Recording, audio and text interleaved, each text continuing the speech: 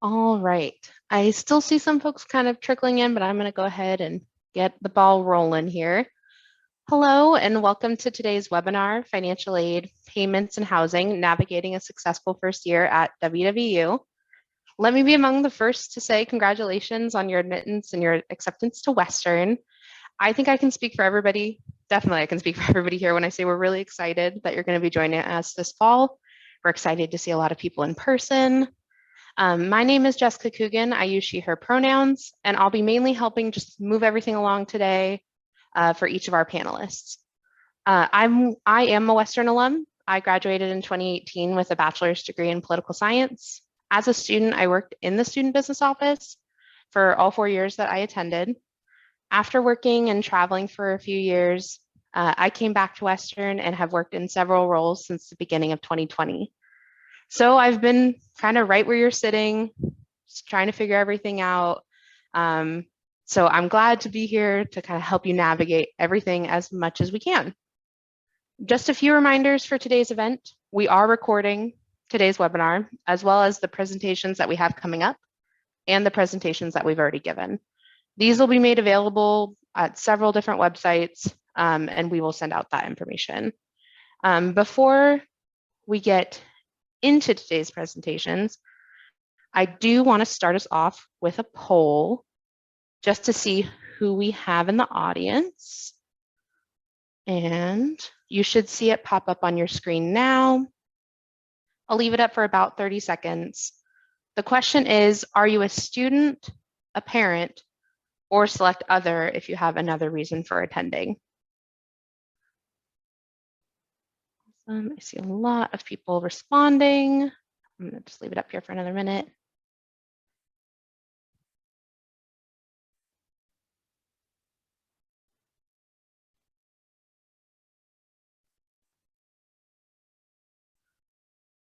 All right. So thank you all for responding. We like to do that because we like to see who all is in the audience. It looks like we have about 65% parents today, and then about 34% students. That's actually a higher number of students than we had at our last event. So very excited to see everyone here. That just kind of helps us gauge how we're distributing our information and kind of who is really here today. Awesome. So on to today's events. We will begin with short presentations from the Financial Aid Department, the Student Business Office, and University Residences. Following those presentations, we will open up the floor for a pretty long Q&A session where you can ask questions for any department. I do want to make it clear today that these presentations and the Q&A portion are meant to kind of be geared towards more your financial questions that you have about attending Western. I know several of our offices do provide other services, but we are mainly focusing on the financial side of things today. We will sprinkle in a few other things though. But there are several other resources that you can check out for everything else you need to know to navigate your first year. So make sure that you're keeping an eye on your Western email. That's going to be a really important resource.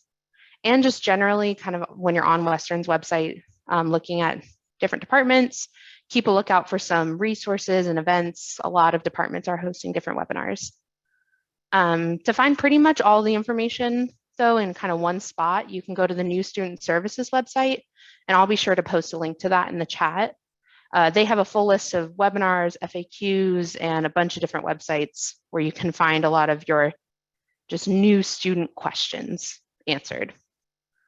You'll also, kind of like I just did, hear us refer to our department websites frequently throughout the presentations and during the Q&A. This is always the best place to start when you have a question, because we all have a variety of resources at your disposal. So don't be surprised when we keep mentioning it and keep mentioning it as a place for you to go. When you do have questions, please use the Q&A feature, and we'll get to your questions during that portion of the event. So please try to hold on to your questions until we reach that portion of the presentation, just in case we end up answering it along the way. We will either answer verbally or by responding to you in the chat. If you have any questions that are specific to your situation or your account, please email the appropriate office after today's session. We will try our best to get to as many questions as possible today, but with over 350 people in the audience, we might not necessarily get to everything. So again, just feel free to email the appropriate office using the information that I have currently shared on the screen. This information will also be posted again during the Q&A portion. So don't feel like you have to write everything down or take a picture or anything like that. All right, so that's kind of all the logistics that I wanted to take care of. So we're all on the same page. First up, we have a short presentation on financial aid by Keely Flaggy. Go ahead and take it away. Thanks, Jessica. Okay, I'm going to try and share my screen. I'm seeing an estimated financial aid offer over here. Okay, sounds like it. All right, so as Jessica said, my name is Keely. I use she, her pronouns, and I'm a financial aid counselor here at Western. I'm going to be covering financial aid information today. I want to give a little disclaimer in advance that today's presentation will be pretty brief and a fairly general overview of financial aid without getting into too many specifics. So there may be some folks in the audience with more specific questions that we're not able to answer in this presentation. I just want to say, if you find that you have a question that wasn't answered, know that it's important to us and we want to get it answered. And I'd invite you to contact our office via email or phone so that we can discuss that specific question in further detail and get you those answers that you need. So that said, let's go ahead and launch into this general overview. I'm using an estimated financial aid offer kind of as a guide. So we'll zoom around different areas of this financial aid offer to understand how to read it. And this is what it looks like. So hopefully most of you have seen something like this estaminated financial aid offer already. Maybe a paper copy, which we send out for incoming students, or we have students who are able to access it online via web for you. And this is something that we work to complete after a student submits their FAFSA, which is the application for financial aid. And as a reminder, this is a 1 academic year financial aid offer. So that FAFSA and financial aid offer are going to be just for 1 academic year. You'll have to reapply through the FAFSA every year in order for us to create a new financial aid offer for subsequent years. So if you've already seen one, great. The FAFSA will open October 1st for the next academic year. And so not long after the start of fall quarter, you'll be able to start the process of applying for that next 23-24 academic year. So let's start in this financial aid offer by looking at, I've gone a little too far here. The cost of attendance, there it is. This is an example of a cost of attendance for an undergraduate in-state resident student, so Washington State resident. For any out-of-staters in the audience, this isn't necessarily going to exactly match your costs, as your expected tuition will be higher than what we have listed here for tuition, but the other areas should look consistent. The cost of attendance is, you'll see, broken up into 2 different sections here. So along the top, we have the estimated direct costs, and then below that, the estimated indirect costs. And we want to highlight the difference between those 2. So direct costs are things that are going to be billed directly by the university, where a bill is due to the university at the start of every quarter. So for incoming students, most incoming students, those direct costs will include tuition fees, that makes sense, the initial enrollment fee, and then for students living on campus, the room and board. And those will all be billed at the start of the quarter. You'll be responsible for paying the university for those costs.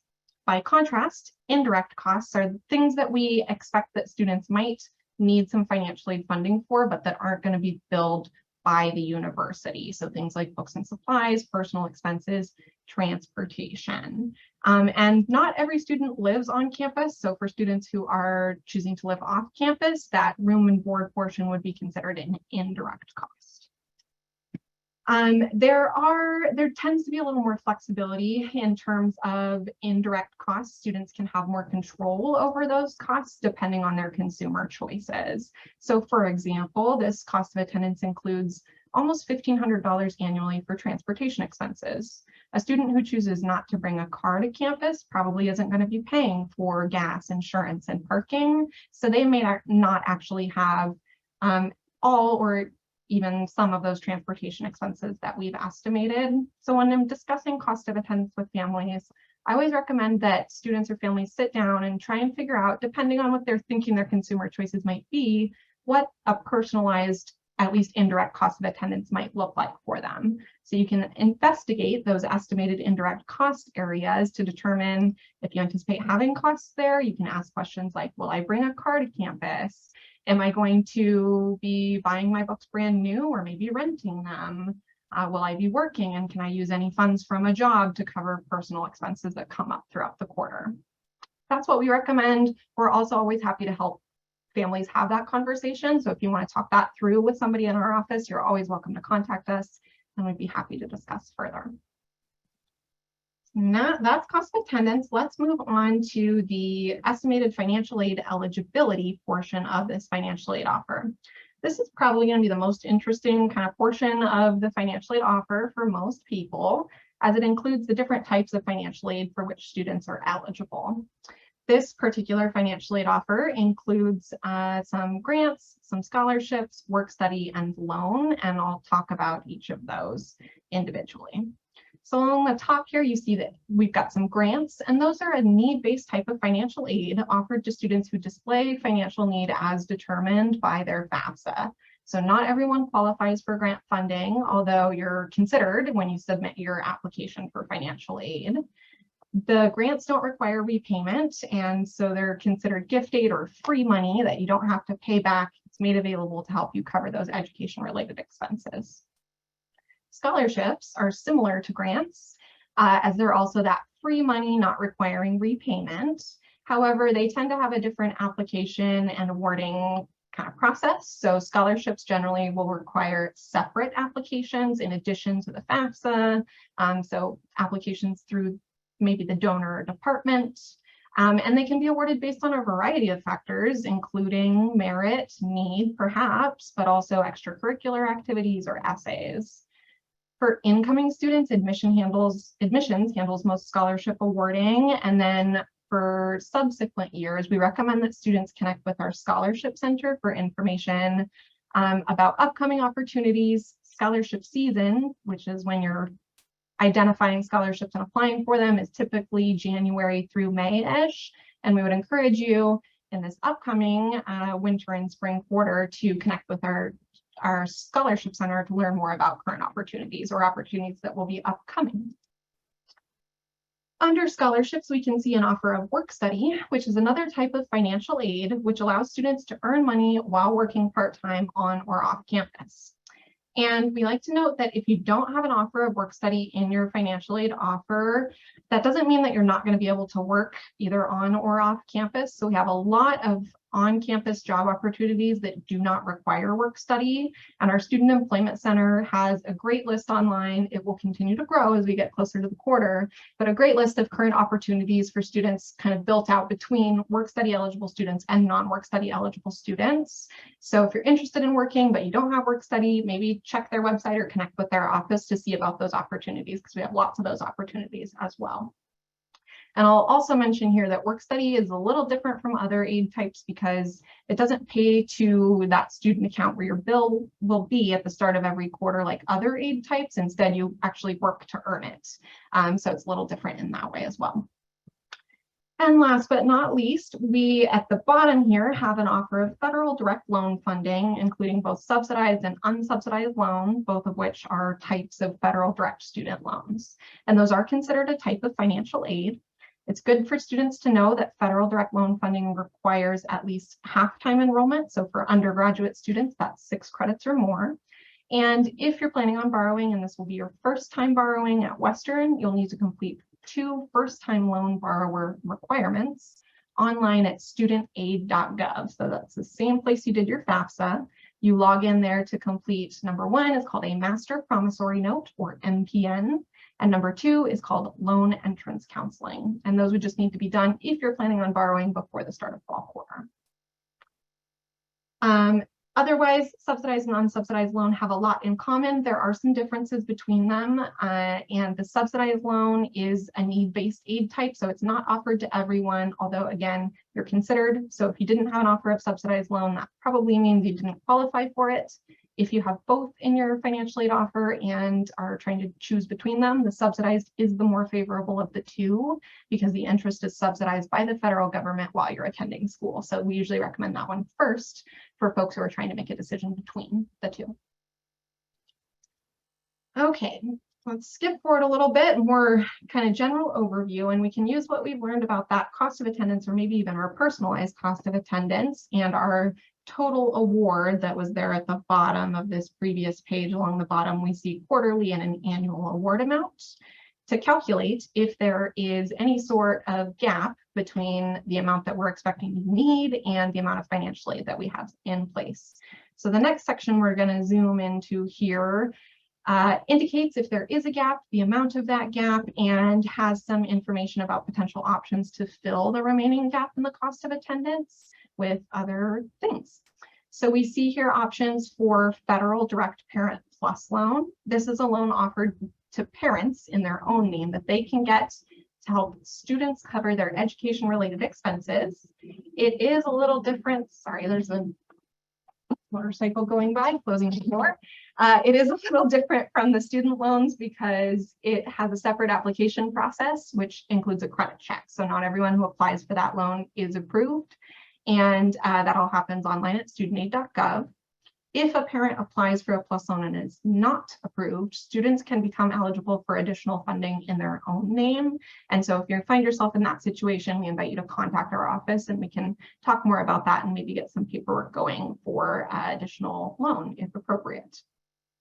In addition to Federal Direct Parent Plus loan, private loan is another loan option that exists out there that families can utilize to help cover that remaining gap. Private loans, and as I guess kind of compared to federal direct loan, are offered not through the feds, but through private institutions, lending institutions, banks, or credit unions of a family's choice. They typically will require a credit check as well, and the application process for those, you start those with a particular lender. So if you're interested in pursuing private loan, you would start by identifying a lender. We have information about that on our webpage if you're interested, but not sure where to start.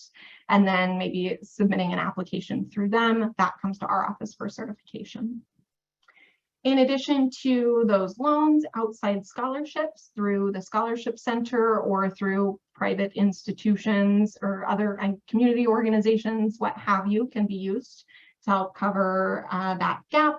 And then also employment, whether you have work study or not, on or off campus employment can also be a great way to maybe cover expenses that are just coming up as you're a student, like those personal expenses, pay for toothpaste while you're in school, that sort of thing. And then out-of-pocket savings, out-of-pocket payment or savings, or maybe a wealthy grandparent who wants to pitch in are certainly options as well. And there's a tuition payment plan available through the Student Business Office that they'll talk a little bit about more later in their presentation. Moving right along, we'll zoom into this section here, which addresses essentially any or next steps, suggested next steps for students. So if you've got your financial aid offer and responded to it, then we recommend that students log into their online portal and web for you to check and see any active messages, make sure that there's not any outstanding requirements. Financial aid will typically disperse on the Friday before classes begin, so a couple of days prior to the start of the quarter. And we always recommend students take a peek at their student account after that Friday, maybe over the weekend, check and see if financial aid has paid. If it has not, that's possibly an indicator that there's some additional info needed from you, or there's an enrollment level not matching what we were expecting or something like that. So in that case, check your web for you, look for those messages and or contact our office, and we'd be happy to talk with you more, come up with a way to resolve that and get that aid paid. So our contact information is listed at the top of this financial aid offer. It's also on our webpage. And as I mentioned at the start, there may be some questions that I wasn't able to address here. So again, we just invite you to contact our office. We'd be happy to talk more. We're here all summer long. So yeah, if there's more that you want to talk about, let us know. Otherwise, this is the end of my spiel. So I'll kick it back over to you, Jessica. Thank you. Awesome. Thank you, Keely. Thanks for sharing all of that good information with us. Next up, we have Karen Yackley from the Student Business Office to discuss everything we do here, including how to make your payments on your student account online. Great, thanks Jessica, and thanks Keely. I'm gonna go ahead and share my screen. And get this going. Okay. All right, hi everyone. My name is Karen Yackley. I use she, her pronouns. I'm the Assistant Director for the Student Business Office, and I'm excited to be here tonight presenting this information to you. I'm gonna focus on when, where, and how to pay your bill. I will be covering a lot of information in a short amount of time, so hang in there and try and save your questions for the Q&A portion of this webinar. All right, so I want to start with kind of defining what the Student Business Office does, because many of you may not be familiar with us. We have a variety of units that you will probably as a student or parent encounter during your time at Western. We're located on the first floor of Old Main next to the Rose Garden. So our payment unit does process all Western payments. For students, this means tuition, fees, housing, and other related education expenses. We handle incoming payments from federal and state agencies and other universities and private businesses. Our online portal, which I will talk a little bit more about later, allows payments to be made anytime, day or night. We also have a billing unit that is responsible for all the financial activity on your Western account online. This includes charges, refunds, or payments. We distribute the IRS 1098-T form, which is a tuition statement used for tax purposes. We apply monthly late fees, produce statements, and place financial holds that prevent students from registering for courses on past due balances. We have a couple other services that we offer. I'm not going to focus as much on them today, but I do want to introduce you to them. We have a debt recovery unit that helps students navigate repayment of federal loans and former Western account balances. So if you find yourself with a past due balance, debt recovery can discuss repayment solutions with you. And then before I go to the next one, I want to start a poll here. Oops, not that one. Hold on a second. All right. So I'm going to launch this poll. Take a look. The question is, are you planning on bringing a car with you to campus? So go ahead and take a moment to answer.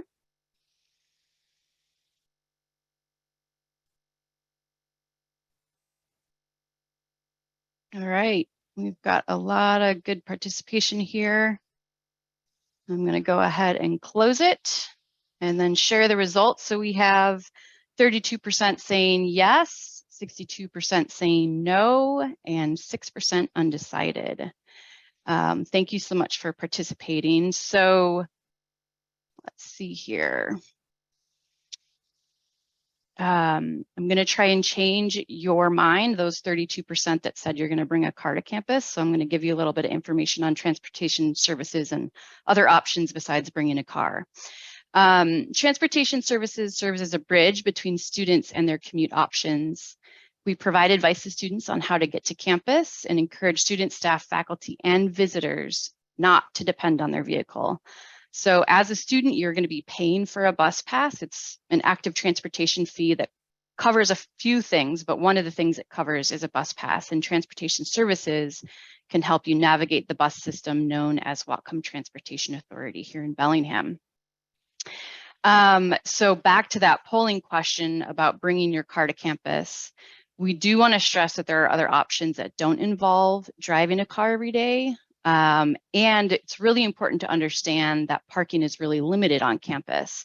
There's not enough spots for everybody who commutes to Western. So if you absolutely must bring a car to campus, you need to make sure that you purchase a student parking permit. And to do that, you have to add yourself to the wait list, which is available right now on the parking portal. Permits are awarded based on availability, and the wait list position is ordered based on the number of credits a student has completed. So again, not enough permits to go around, and you do need one to park on campus. One more thing about transportation services, if you're out and about after the bus system stops operating at night, Western Starlight Shuttle provides Western students with an on-demand, no-cost ride within a 5-mile radius of campus. So visit transportation.wwu.edu for more information. And last, I want to talk about the Western Card office. The Western Card is something you will need here at Western. It's going to allow you access to campus through our dining halls, Western Libraries, the Wade King Rec Center, and off campus, it acts as a bus pass with the unlimited rides on all WTA and Skagit transit bus routes. Western Card Services is available through an online portal, so students can log into the portal using their Western single sign-on. You can upload your photo and submit your card request all online. All first year and transfer students have been sent an email from the card office with instructions on how to access their card. So please log in to your email and submit your photo today so that you don't have to wait in line in the fall.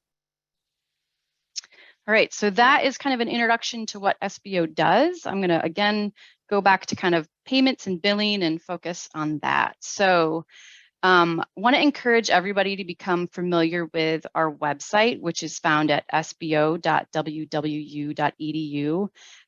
We have a variety of things out here on our website, things that include important dates and deadlines. One of those important dates is when tuition and fees are due, which is the first day of every quarter. You want to make sure to pay your balance on time to avoid late fees and interest, which are assessed monthly on the 15th. So fall quarter starting around September 21st, that's when you want to make sure your tuition and fees are paid for. You do have a little bit of a grace period built in there. And if it's not paid by the close of business on the 15th, that's when we will assess those late fees. So take a look at our website for other important dates and deadlines and to make sure that you avoid paying late. Another important date and deadline that's listed on there is our payment plan. So Western does offer a payment plan, which is a great option for students and families who want to pay tuition in 3 equal installments rather than one lump sum upfront. You can sign up for the payment plan every quarter. It's available about a week before the quarter starts and closes 2 weeks later. There is a $35 enrollment fee to sign up for the plan, and your first installment is due upon enrollment.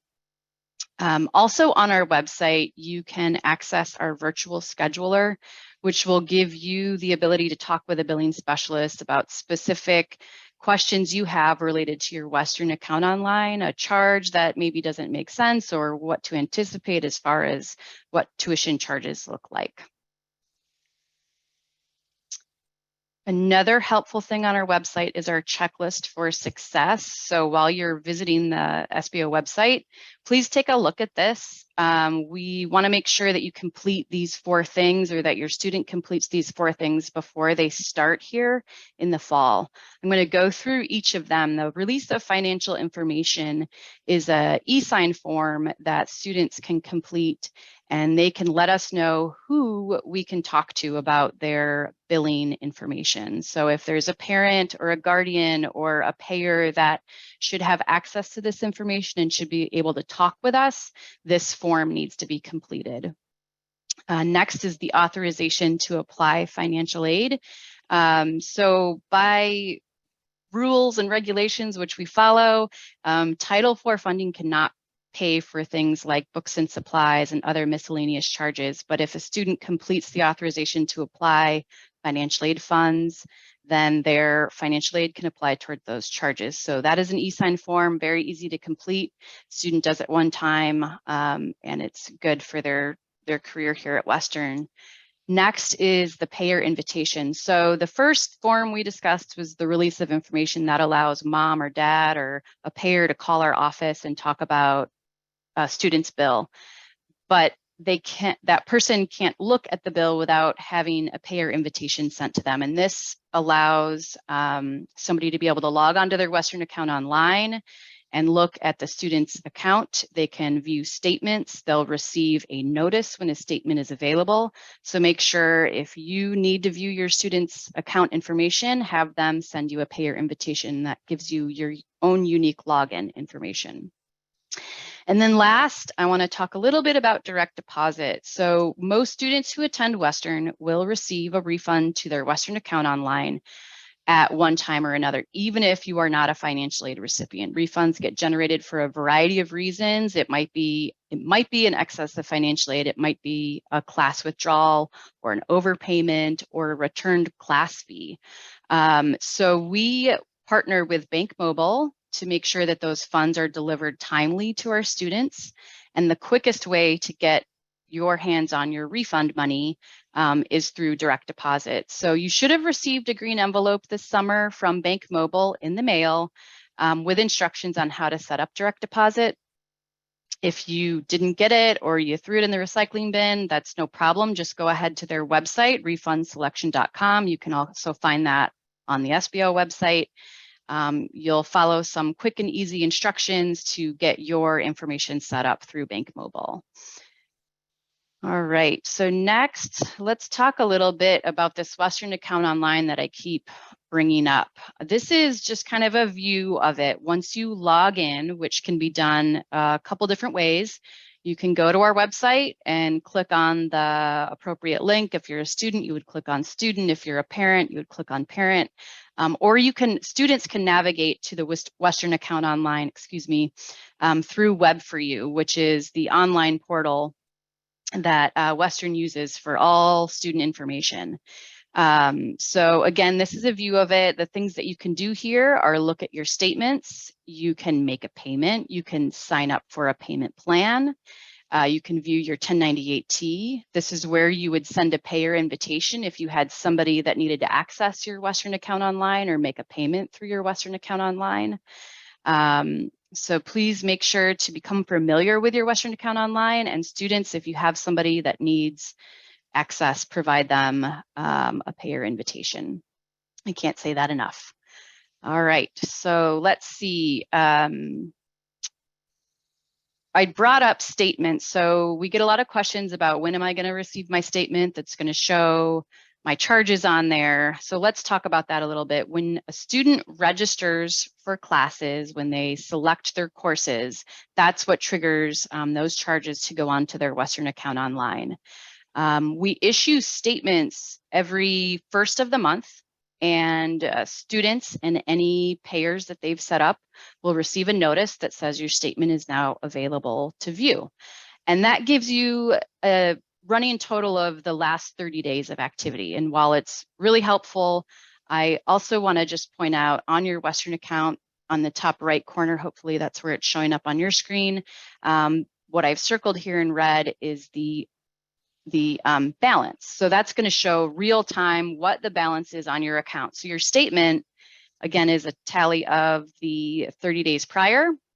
And let's say you make an adjustment, you go ahead and decide to increase your meal plan, and that creates a charge. So you want to make sure to pay attention to that account balance so that you don't have late fees assessed or anything like that. And if you don't understand your account balance and it's not making sense to you, that's where you can schedule a virtual appointment with our office. All right, and so I'm almost done here, but I wanted to kind of circle back to some of the key points that I've already discussed because we do get a lot of questions, and I know this is new to many of you and can be confusing. So I've picked out some of the frequently asked questions that our office gets. So when are payments due? Tuition fees, housing, and meal plan charges are always due on the first day of quarter. That date changes every quarter, but those dates are listed on the registrar's website. We put them on our website well in advance. Just think of first day of class, that's when your tuition and fees are due. And so another question we receive a lot are when are late fees assessed and how much are they? So at the close of business on the 15th of the month is when late fees are assessed. And we charge a $55 late fee on past due balances that are $100 or more, and a 1% interest charge on charges that are 30 days old. So please keep that in mind and try to pay on time. Another question we get a lot is, how do I access my Western account online? And I did discuss this. For parents or other payers who are set up with a payer invitation, you can access the Western account online directly from the SBO homepage. You will be prompted to log in when you select the appropriate link, and that gives you access to your student's Western account. Students, you can do the same thing, go to our website, or we encourage you to become familiar with Web4U, which is the online tool to access your student information. You can access your Western account online directly from Web4U. Next, how do I talk to somebody if I have a question about my bill or my payment? We want to encourage you to visit our website and schedule a meeting with one of our billing specialists. We have virtual appointments available. You can email us, you can call us. Parents and payers can do the same thing, but make sure if you're contacting us that you have, your student has completed a release of information. Next, how do payments work with 529 or GET plans? So we want to encourage you to visit your 529 provider's website. You would log into your account and sign up for electronic funds transfer to your personal checking account. So you can request the transfer a week before the start of classes. That gives you plenty of time to get that money then moved over to your student's account. You would then, after you've made that request through your 529 and transfer those monies to your account, log into the Western account online and make a payment using eCheck, which is the fastest and safest and easiest way to pay using 529. For GET, it's a little bit different. GET is, you'll need to log into your GET account and request the number of units for the upcoming quarter. And then the money is sent directly to Western, and our payment unit will apply those funds to your student's account. Almost done with these FAQs here. Another one we get, is there a convenience fee for card, like debit payment or a credit card payment on your Western account online? And there is. The convenience fee is not something that we get at Western, but it's for our third-party vendor, Transact, that we use to accept your payment safely. So we encourage everybody, if you're going to make an online payment, to do it through eCheck. The way to do that is contact your bank and get your account number and your routing number, and then you can go online and it's fee-free. And last, does Western offer a payment plan, and are there fees associated with it? So I did talk about this a little bit. We do offer a payment plan. It's offered quarterly. Students and parents would need to sign up on a quarterly basis. You sign up through your Western account online. The enrollment period is generally about 2 weeks, a week before the quarter starts, and it ends 2 weeks later. There's a $35 enrollment fee, and you would pay in 3 installments. We have some more information on our website about that. We also have more FAQs on our website, so please take a look. I've got the link here on this slide. Again, this is a lot of information in a short period of time. Really want to encourage you to reach out to our office if you have a unique question. Hang in there for our the Q&A portion of our webinar tonight, and hopefully we can get to your question. We are available Monday through Friday from 8 to 4:30. Thank you so much, and we're looking forward to seeing you this fall. Awesome. Thank you, Karen. For our final presentation, we will hear from Anya Engeldow from the University Residences to guide us through understanding your financial obligations and your housing agreement to help you avoid any unnecessary fees. Go ahead, Anya. Thank you, Jessica. Hi, my name is Anya. I use she, her pronouns, and I am the Assistant Director for University Residence. So let me just, okay. Jessica, can you give me a thumbs up? You see my screen? Perfect. So again, my name is Anya. Like I said, I work in University Residence. I'm here to answer any questions financially related that you might have with housing. If you have questions about your housing application, your room selection, your move-in time slot, I would encourage you to send us an email or give us a call. I'm not able to answer those questions without pulling up your account. So we have lots of folks standing by to take your calls and emails, so please do that. If you have questions about what the floor plans look like, job openings, what to bring when you move on campus, I encourage you to visit our website. We do have a lot of information on there. So I'm going to quickly launch a poll just to get a feel of how many students will be living with us this year.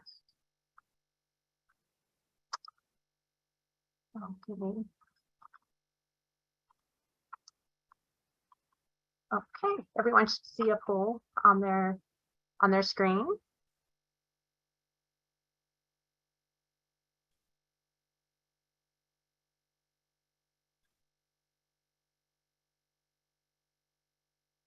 Oh, this is amazing. This is great. It looks like we have about 92% of the respondents will be living with us on campus. And I do believe we usually get around 75% of freshmen live with us for their first year. So I will go ahead and end that poll. Okay.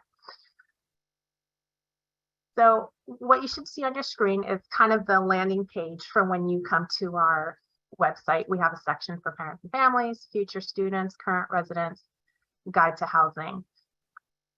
We've recently, in the last year, we've updated our website, so it's pretty easy to navigate, and you should be able to find most of the questions that you're looking for.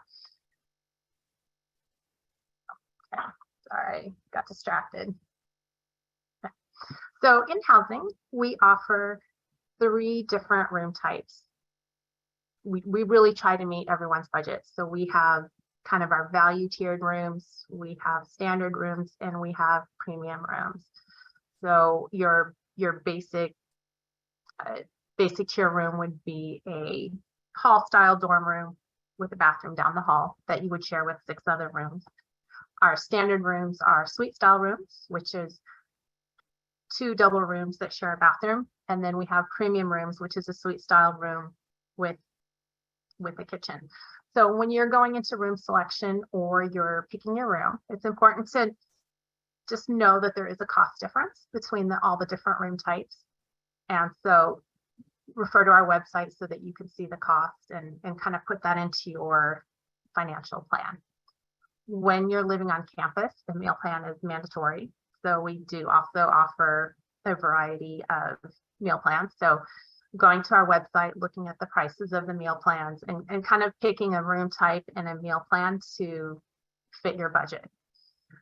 If you're living with us and end up moving rooms or changing meal plans, just know that there will be a price adjustment and to take a look at your student account. So if you go from a basic room to a premium room, there's going to be a charge added to your account.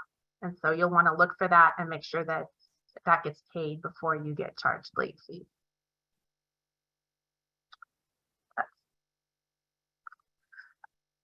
We in the previous presentations, we talked about everything's due at the beginning of the quarter unless you have a payment plan in place. So it's important that pay attention to your student account, avoid those late fees. If you move off early or you're breaking your contract, there are contract breakage fees. So really understanding your contract and reading your contract, and if you're moving off campus, talk to your RA so that you're checking out of your dorm rooms properly and you're not getting charged an improper checkout fee.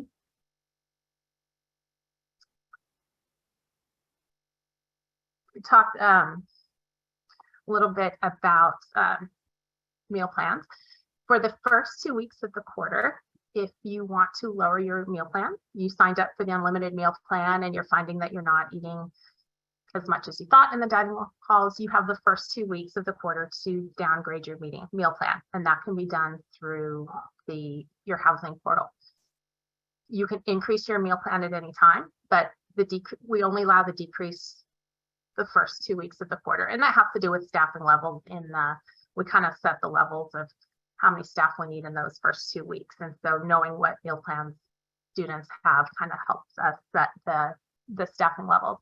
You may change at the beginning of the quarter. If your first quarter, you we're on the 125 and you want to go down to the 100 meal plan, you can change it for the next quarter or within the first 2 weeks of any quarter. We also offer biking dollars. If you're not living with us on campus, but you like to go to the Starbucks on campus or Panda on campus, I encourage you to purchase biking dollars. That will save you 10% off the cost, and there's no tax on that.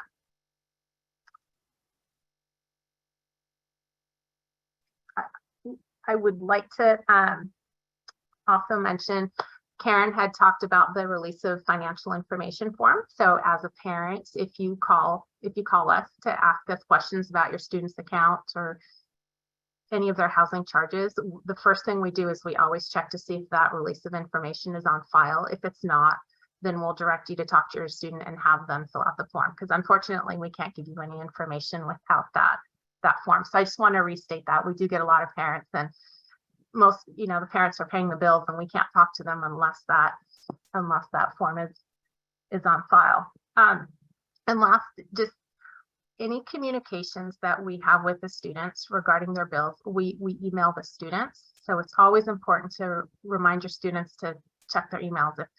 If a payment has been made and we're getting to the point of the eviction, we're emailing the students. We can't email the parents. So I just always like to say, check your emails.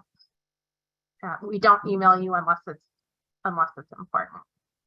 So the housing presentation is actually really short. And so if anyone has any housing questions, then I'm here. All right, thanks, Anya. Yeah. And yeah, I like to reiterate, checking your Western email. It's like the #1 most important thing you can do as a student. Let's move on now to our Q&A session. I know we've had a couple come in, but if you have any questions, feel free to post them in that Q&A, and then we will either answer them out loud, or you will see some typed responses as well. We'll also be putting some links in the chat just as different things come up. All right, Dina, what's our first question? Okay, we're going to start. One of our first questions is a financial aid question. And it is it typically, so this is for Keely, is it typically better to accept the federal direct loans rather than Sallie Mae? And there's also a comment of, I don't trust Sallie Mae. Yeah, that's a good question. So we do encourage students and families to shop around a little bit to make sure that they're getting kind of the best rate that's out there. I think there are some benefits to federal student loans that not all private loans have, and they mentioned a specific lender, but there are going to be probably varying rates, terms, depending on the lender that you're applying through. Federal student loans, like I said, have some benefits, like repayment is not required while students are attending school. So you're not required to begin repayment on the federal student loans. That would be the subsidized or unsubsidized loan until 6 months after graduation, or a student stops attending at least half time. So that's not often or commonly maybe offered by private loans. Federal loans are also going to have fixed interest rates, which can vary on the private loan side of things. And then that subsidized loan has the interest subsidized by the feds while you're in school if you qualify for it. So that one is pretty nice. I don't know if there are private loans out there that offer such a thing, but that one in particular may be more favorable than private loan offers that you can find. But like I said, shopping around is definitely recommended. I see more often maybe families deciding between the Parent Plus loan and a private loan. Also, another nice thing about those student loans is they don't require a credit check, so students will qualify for them in their own name without having to display creditworthiness. But the parent loan is a little bit, I guess, closer to the private loan in some of those terms. So it depends. Yeah, that's what I'll say there. How's that sound? That's great information. And Okay. I think that, I strongly encourage us, like you said, for families to shop around. So the next question is for Jillian. It's a transportation question. It says, my daughter says the ability to apply for a parking permit doesn't open until the 30th. Is she mistaken? Yeah, hi. So right now the wait lists are open. So everybody, the way the process works to get a parking permit at Western is you first have to put your name on a wait list. And if you're living in a residence hall, we recommend that you choose a parking lot that's closest to your residence hall, but you can put 3 different choices because you might not get your first choice. So put your first, second, and third choice. Those wait lists are open until August 29th, when on the 29th, we will start assigning people's parking. And at that time, an email will go to the students' Western account, Western email, with the different parking lot assignments. If you don't receive that letter, it just means you haven't been assigned a spot yet, and we keep assigning those spots on a rolling basis. Great, thank you. The next question is for the Student Business Office. So Karen, can the 529, I'm assuming 529 plan pay Western directly? Rich, do you want to take this one? Yeah, sure. We've had a number of 529 questions, and 529, we do have the option in your Western account to make a payment directly to certain 529s. Transact, our vendor, is increasing that number every day, so keep checking back. But we do have, I guess, a limited ability to do that. The best way to make a 529 payment is like what Karen explained, which is to sign up for a electronic funds transfer from your 529 provider to your personal account, and then send an e-check from your personal account to Western. That is the best way to do that. And I think there have been other questions about people who wanted to know about mailing in 529s. That is an option. Oftentimes a 529 provider will charge you for that service. Like I said, the best way, the cheapest, the safest way to do that is to set up that electronic funds transfer and then pay out of your own account. But if that is something you want to do, yes, you can have a 529 check mailed to Western.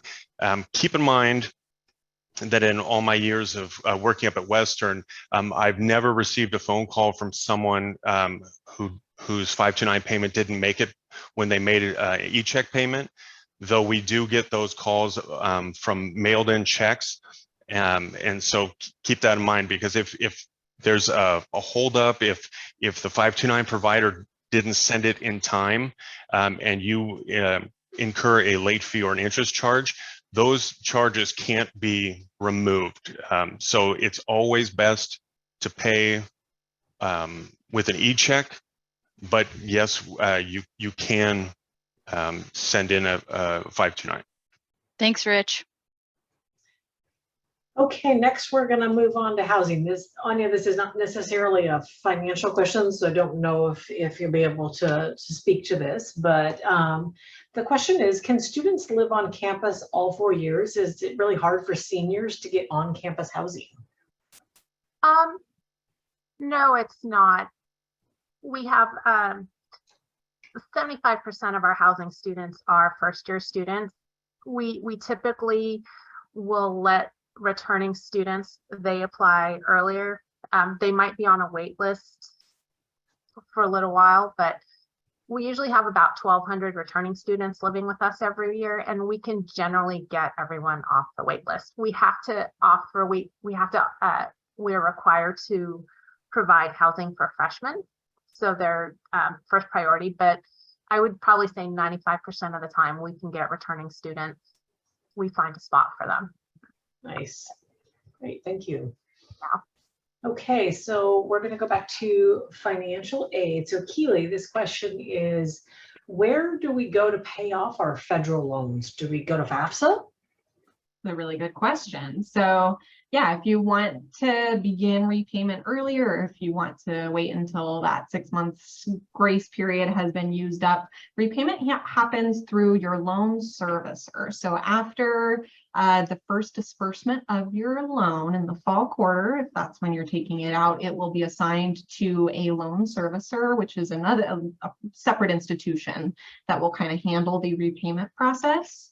You can log in to studentaid.gov, which is the place that you completed the FAFSA to figure out who your loan servicer is, and then you'll go through that institution for repayment stuff. So you kind of start at FAFSA landing page, and then you'll work with that servicer on the actual repayment process. There is no penalty for early repayment on those student loans, so the federal student loans. So you can start that process early or wait until that grace period is exhausted, depending.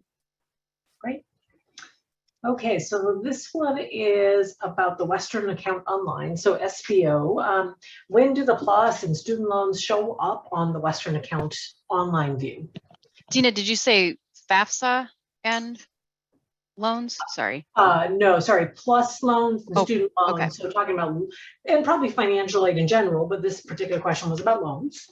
Sure. So in general, financial aid starts showing up onto the Western Account Online the Friday before classes start, and then continues after that period. But that would be the first point at which you'd see those funds apply to your Western Account Online, which would then pay towards tuition, fees, and housing charges. Great. Okay, I am looking for a question here. Let's see. Anya, this is, we have some, I'm trying to get some of these older questions, people put in questions throughout the presentation. So again, not necessarily a financial question, but maybe you have the information and I seem to have lost it, but oh, how do I contact my roommates? You should be able to contact your roommate through your housing portal. Once you're assigned a room and other roommates are assigned to that room with you or suite, there is a way in the housing portal where you can sort of chat with them, or it sort of sends emails back and forth. So it doesn't give like their personal information until they give it to you, but you can, through the portal, you can communicate with the student. And if you have trouble, just contact us. And okay.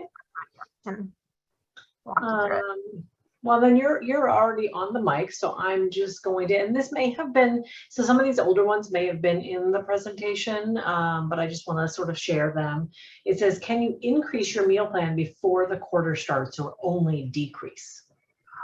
You can increase your meal plan at any time, and you can only decrease it the first 2 weeks of the quarter. When you go into your housing portal and increase or decrease your meal plan, just know that the price adjustment will appear on your student account the following day. Okay. We've got a couple of repeat questions too. Karen, maybe you know this one. This is actually just about sort of the recording. It says, when will the recording be available to watch again? Yeah, we will have it up on our website, the SBO website, as quickly as we can, probably the end of this week or early next week. You can visit our website now and see the very first webinar that we provided, which was done at the end of July. Okay, great. Keely, back to you. For the cost of attendance, what would classify as a miscellaneous fee? Miscellaneous or maybe personal, kind of that category that was a little bit more broad. So I would basically any incidental expenses, new shoes, a backpack, toothpaste, or pizza money throughout the quarter, any education related, well, expenses that are somewhat related to a student's education, including those personal things that come up, just as little expenses here and there. Great. So it's pretty open to interpretation, is what you're saying. Okay, let's see. And I'm actually, this question, I think I might be able to answer too. I work in the scholarship office on campus, but the question was, my student received an admissions achievement award. Is that applied automatically? Or are there any steps we need to take to use it? That's a pretty common question. And this sort of applies to most scholarships from admissions. Many of those scholarships are automatically done. So I would say that the admissions achievement award, especially, as long as a student has confirmed their enrollment to come to Western, that like any other financial aid and scholarships will apply towards the student account the Friday before class. So that one's pretty easy. That not a whole lot to do, just make sure students are enrolled full-time to get those dollars to pay out. Okay, let's see. I'm going to throw this one out there. I don't know if anybody on our team actually knows it, but is there a medical insurance waiver for kids still on parents' medical insurance? I mean, we can certainly put the information out for maybe the student health center if somebody might want to put that available in the chat, but does anybody have more information? I know that's not our necessarily areas. Looks like no. I Okay. think if it's a mandatory fee, there is no waiver for that. Okay. That makes sense. Okay. So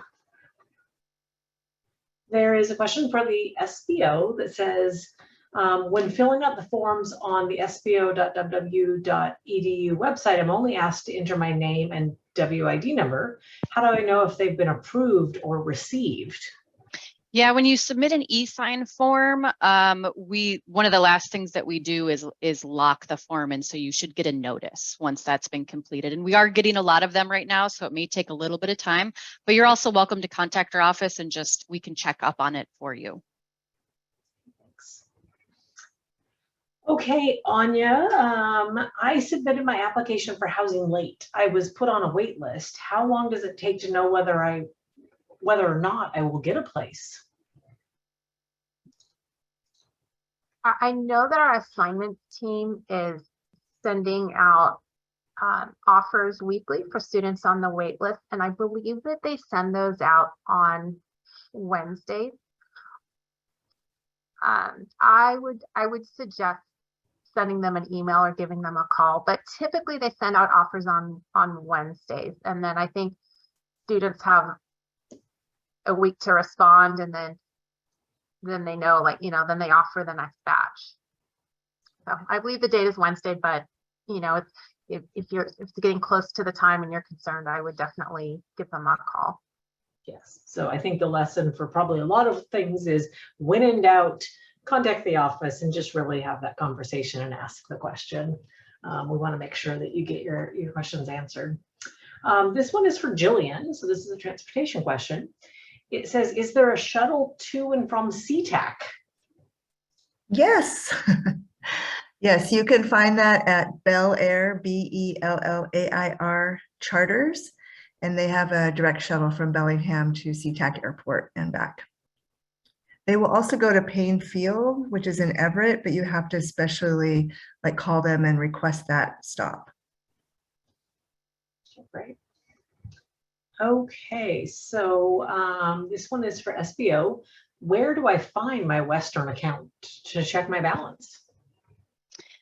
So if it depends on who's asking, so I'll go through both of them. The Western account online, you can get to it directly from the SBO homepage. We have what we think is very easy links on there. It says make a payment. There's a student link. There's a parent link. There's a few other links on there. So if you're a parent or somebody who's been assigned as a payer, that's where you would want to access it from, and then you'll be prompted to log in. For students, you can use our website to get to your Western account online, or many of our students will go directly to Web for You, which is the online portal that you're going to use for registration. You're going to look at your financial aid offer. You can also access your Western account online through that link. Thanks. Okay, Anya, this is a specific question, but might have general implications. So I have a student that needed and got housing accommodations. And through that process, they didn't like pick value, standard, premium, or anything like that. They were given the room assignment that met their accommodations. Do you know how they're going to be charged? So generally when a student has an approved medical accommodation, they're charged at the double room rate, but they have a single room is generally how that works. We do have a limited amount of single rooms. So depending on when the accommodation was granted, it all depends, you know, it's going to be where the student ends up. So they'll be charged the double room rate, but be in a single room based on the tier that they're at. So without seeing the room, or, you know, I'm not, I don't know like what, without knowing what room specifically a student got, I can't tell you the tier, but they would be assigned to a room that met their accommodations, and then they could certainly find out a little bit more through the business office for housing to find out a little bit more about that particular rate. Yep. Right. Okay, SBO, how much is the convenience fee for transactions via debit? Good question. I'm sorry I didn't specify that when I was talking. So if you do make a credit card or a debit card payment on your Western account online, it depends on the amount. So card payments will incur a $3 fee for anything that's $20 to $109, and a 2.75% convenience fee for charges outside of that range. So again, I really want to stress e-check payment is the best way, payment plan, and yeah, e-check payment is what we encourage you to use if at all possible. But it's 2.75 is basically what it is. And then there's a smaller range that it's going to be a $3 flat fee. Okay, great. Okay, this question I think I might also take. It says, when would my students' private scholarships show up in Web4U? It was submitted to Western end of July. So that's a great question. We get about 40 or 50 scholarship checks a day at this time of the year. And so my staff and I are busy processing those. And so when we receive the check and we kind of figure out the donor and figure out all the logistics of that scholarship, we'll go ahead and it will appear on a student's financial aid offer. And so students will get notified every time we add a scholarship in. If they're a financial aid recipient, they'll get a revised financial aid notification. And if they do not file FAFSA and don't get financial aid, we still send out a notice. So students will get notified. I would say that it probably later, maybe the end of this month, if you know a check has been sent for a while, you're certainly welcome to contact the Scholarship Center and check on that, and we can look that up. Okay. Anya, again, I don't know how many of all these questions that you might be able to answer. I'm just going to throw them out to you and you can refer out somewhere else. How will I be able to select a meal plan on September 1st if I do not select a room in my housing? So what's going to happen is I believe we'll be opening up Meal Manager on September 1st.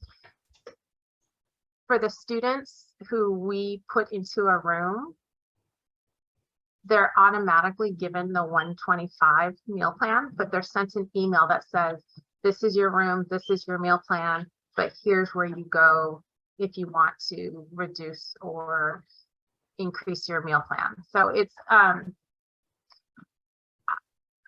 believe I think right now, no one can select a meal plan until September 1st. And then as soon as we open that up, we'll start doing our billing. So you'll see your housing bills. We're going to try to get those on August 30th. So you might just see your room before you see your meal plan, and your meal plan might follow a day or so later. But yeah, so for anyone that was unable to select, they'll be given the 125 with information on how to change it. Great. Okay, that's helpful. Okay, this question is for Keely. What is the time frame to complete the studentaid.gov forms, the master promissory and loan entrance counseling? I'm glad that whoever typed this actually remembered those two items. Can we do it now, or do we have to wait until closer to the start of the quarter? Really good question. Yeah, it's not too early to do it, but it's also not too late. So basically, if you're wanting to borrow a loan, we would definitely recommend that students get those completed prior to that Friday before classes begin, which is when financial aid will disperse. Because if they're not completed by then that will block the disbursement of the loans. But it's not too early, so you could start that process now. We usually download that information relatively quickly within a week or so once it's been completed online. So as sort of a maybe try and have it done by a week before that Friday before classes begin. So date of that, let's see, we're expecting, I think, payments or disbursement of financial aid to happen around the 16th of September. So maybe by the 9th. But you're still able to do it even after the quarter begins. It just could potentially delay the disbursement of funds a little bit. So it's best to get it done beforehand if possible. Okay. So this question is, there we go. When are housing and meal plan fees applied to the account? So when do those get charged? I'm shooting for end of August, early September, with Meal Manager not opening up until September 1st. If I start running the billing for, it'll just show the rooms, but we're really trying to get those in, meal and rooms, early in September.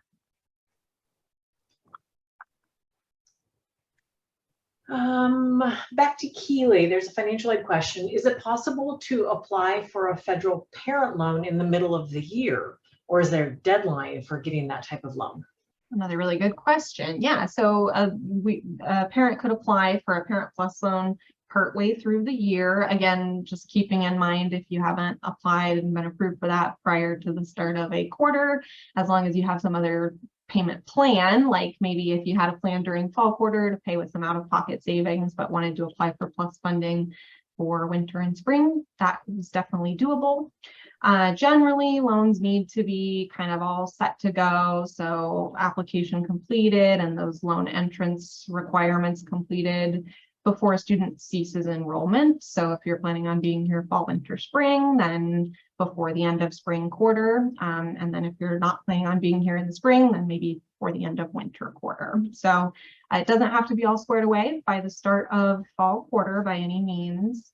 But just keeping in mind, if you want that funding to be available by that payment deadline, then being on top of that and in front of it would be a good idea. Thanks. So this, I think that we will, there's been a handful of questions really about sort of the final bill and kind of things getting billed and payments being applied. And so this question sort of got answered a little bit already. It said room and board was not on the statement yet. We know that. Anya kind of addressed that.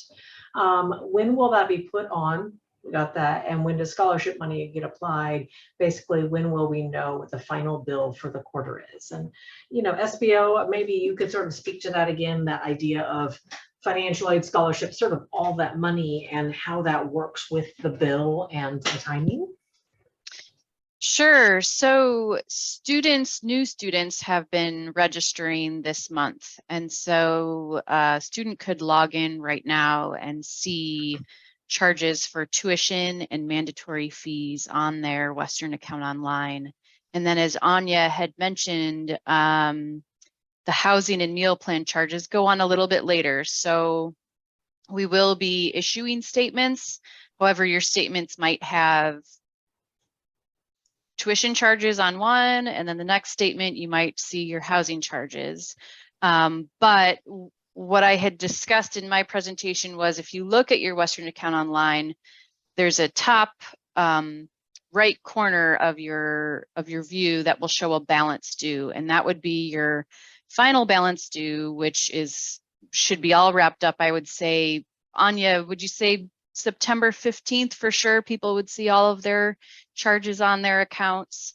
And then your financial aid is scheduled to disperse or apply to those charges the Friday before the quarter starts. So for fall quarter, that would be Friday, September 16th. So that weekend would be a great time to log into your Western account online and see, okay, did my scholarship apply? Did my waiver, my loans? And do I owe anything after that point? So again, the Friday before classes start is when the financial aid will apply, and your charges are kind of going on there over the next month or so. And if you have any questions, we're happy to chat with you and go over what the costs are. But I would say middle of September for sure is when you should see all those charges, and then September 16th is when financial aid starts applying to those charges. Yeah, great, thank you. I think that idea of the weekend or checking that. And the great thing is that gives time if for some reason, in financial aid, we often see that maybe there's a reason why something did not disperse. And it provides that option to actually check, make sure everything dispersed, and then still have time to contact those offices. Yeah, and I want to just say again, our office keeps indicating first day of quarter, have your, pay your balance. And we want you to shoot for that period of time, that September 21st, but you've got a grace period built in there for those things that, like Dina's describing, if there's, an office you need to contact and work something out. So don't worry if it's not paid on the first day of the quarter, but keep in mind, late fees get assessed on the 15th, close of business on the 15th. Right. This is a question for Anya. Do the students have to pay extra for housing if they stay on campus during any of the breaks? Are they allowed to stay in their room?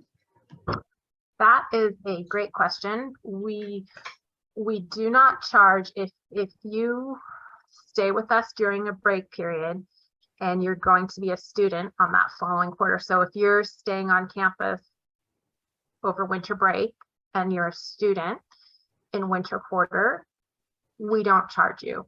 But if you stay with us over winter break, but then move out within the first 2 weeks of winter quarter and you're not continuing your contract, then there is a charge for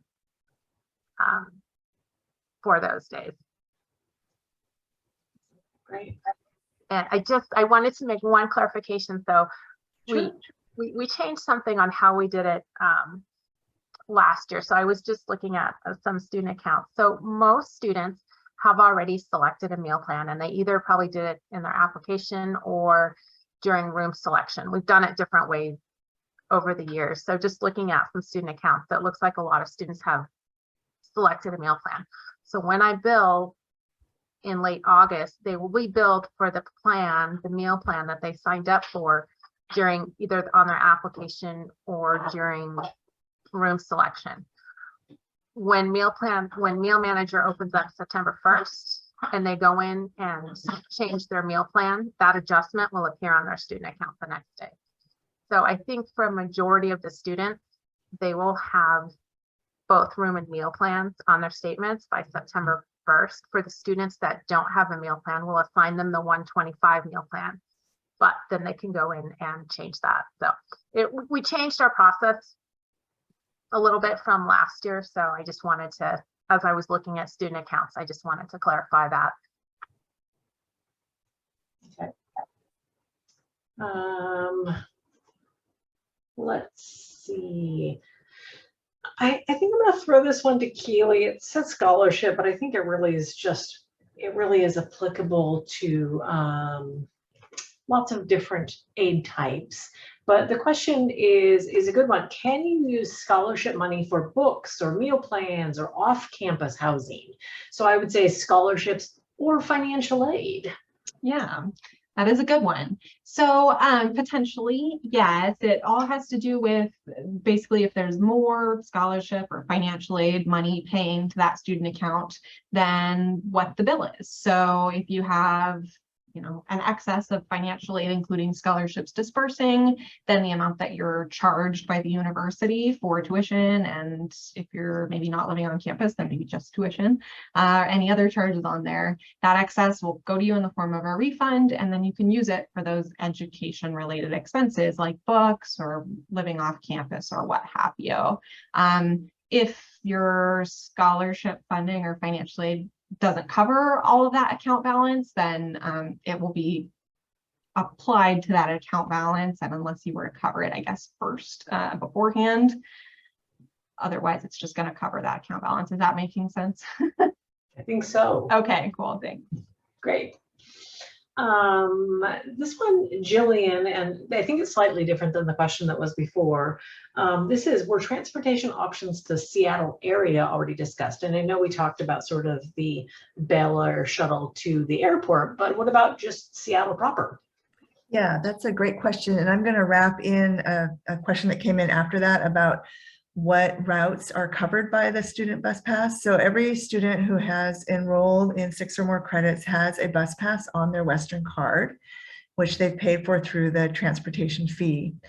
And that bus pass is good on all of the bus routes in Whatcom County. So all the bus routes in Bellingham and the cities around Bellingham, and all the bus routes in Skagit County, which is the county just south of Whatcom County. What that means is that a student can travel from Bellingham to Everett using their Western card, their Western ID card, for no additional charge. And then from Everett, and that's on express buses. So those are buses that just, you know, travel, they don't stop a lot. They travel from Bellingham to Mount Vernon, express bus from Mount Vernon to Everett. And then in Everett, there are a lot more possibilities of places to go, but then you can take, again, an express bus to downtown, or with the new Lightlink rail station in Northgate, that is now kind of the new transit hub for North Seattle. So you go to that transit hub, and then from there you have a lot of options for either taking the light rail further south, or a lot of buses are now originating from Northgate. So the travel options down into Seattle have greatly expanded for folks. So that's public transit. You can also take FlixBus, which is private, but it's fairly economical. It's more direct, can be a more direct route, and it continues on further south all the way to Eugene. There is also Greyhound and Amtrak. Okay, I'm gonna answer this question that says, will an outside scholarship be spread out like the Western ones are? And so that's a great question. All scholarships are apportioned evenly over the 3 quarters of enrollment. The only time we sort of make an exception is if the donor specifies that the money is intended for all for fall quarter. Keep in mind that we do have to balance out potential financial aid with that to ensure that students are not receiving more financial aid and scholarships in 1 quarter that exceeds their cost for that quarter. So typically, yeah, standard is going to be all those scholarship checks, much like financial aid, are split evenly over the 3 quarters, unless the donor specifies in writing to do something different. Let's see. And just, let's see. Anya, is it possible to select a different dorm room? I already chose one. Is there a way to see what rooms are still available? What I would do is, if you're looking to change rooms, I would email our main housing at www.edu. If you have, you know, let's say you've selected a room on the Ridge, but you really want to live in Mathis, I would email the housing office and they can take a look at that for you. Okay. This looks to be, since it's based on fees, the business office, how do we opt out of some of the optional fees? The recreation center, the health service, the multicultural center. Is there an option for that even? There is not, and I'm going to share in the chat the tuition and fee schedule, and then a definition of mandatory fees. So students that are registering for courses or taking courses that are on Bellingham main campus, state supported, are charged certain fees. And there are, I think the link that I shared, which is the definition of mandatory fees, may help explain a little bit more about what the fee does. And so if you are in a certain number of credits, many of them it's 6 or more, some of them it's 1 credit, you get charged it. So I'm going to share the tuition and fee schedule as well. And if you continue to have questions about it, feel free to contact the student business office and we can discuss that with you. Thank you. Anya, do the meal plans work at the restaurants on campus, or just the Viking dollars apply to the restaurants and the meal plans for the cafeteria? No, that's a great question. So the meal plans, depending on the plan, you get a certain number of meals that are in the cafeteria, but every meal plan also comes with dining dollars, and you can use your dining dollars at any of the restaurants, Starbucks, any of the markets on campus. And if you run out of dining dollars, you can always buy Viking dollars, and that will give you kind of the discounted pricing at those other locations. Okay. Keely, are federal direct loan offers based off of your FAFSA, and are they the same thing? For example, is the money from FAFSA the federal direct loan offers, or are they both completely different things? Yeah, so they're definitely connected. They're not exactly the same. So federal direct loan offers are a type of financial aid that can be awarded based on that FAFSA application, but the FAFSA itself is the free application, or the federal application, the free application for federal student aid. Those F's get me mixed up. And so that's your application for all types of financial aid, of which direct student loan funding is one type of financial aid. Okay. Here's another financial aid question. It says, how long do we have to accept the subsidized loan? If we're not sure yet, can we wait until later in the year? Sure. Yeah, you can choose to leave that loan in an offered status in Web for You, or if you make a choice to decline it, or you already declined it and you want to reinstate it later in time, there's flexibility there. So again, just knowing that if you haven't accepted it, don't factor on it paying at the start of the quarter. But if you're not sure if you'll need it later in time, it is acceptable to just leave it as offered for now. And then if you accept it later in time, you maybe need to do a couple of those first-time loan borrower requirements, but it can potentially pay later in the year. The loan is just for the academic year, though, so it would need to be accepted if you did want to receive the funding prior to you ceasing enrollment, and usually like at least a week or so before the end of the quarter. So we actually have time for a couple more questions. I think we're supposed to be ending this in about 2 minutes. I'm gonna swing one real quick. Anya, is the 125 meal plan 3 meals a day, 7 days a week, including breaks and holidays? Or is that just during the period of like the courses? Yep, the dining halls are only open during the quarter, sorry. They're not open during the break periods. During the break periods, we do have some of our restaurants and coffee shops are open. So the fall quarter, for instance, is 83 days. So the 125 is around 2 meals a day. I always encourage the unlimited meal plan, though. I think it's $160 more, and with the unlimited meal plan, the student can walk into the dining hall 3, 4, 5 times a day if they just want to go in and grab a cup of coffee, or they just want to go in and grab a bagel, or they just want to have a quick bowl of cereal. It's better value for your money. But otherwise, if you're on the 125 meal plan or the 80 meal plan, that means that you can enter the dining hall. If you're on the 80 meal plan, 80 times, you get 80 swipes where you can go in there. So if you're just going in to grab a bagel, that's not a great value. Well, I think that we're not going to be able to get through too many more. There's a few questions that we might be able to still get answers to kind of afterwards. But, I think probably everybody here would encourage those with questions still, or if your question didn't get answered, to really make contact with those particular offices. So I think.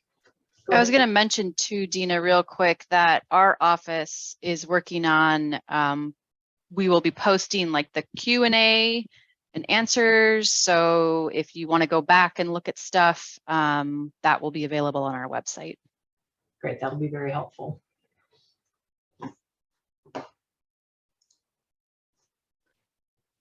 Okay, I'm going to wrap us up then.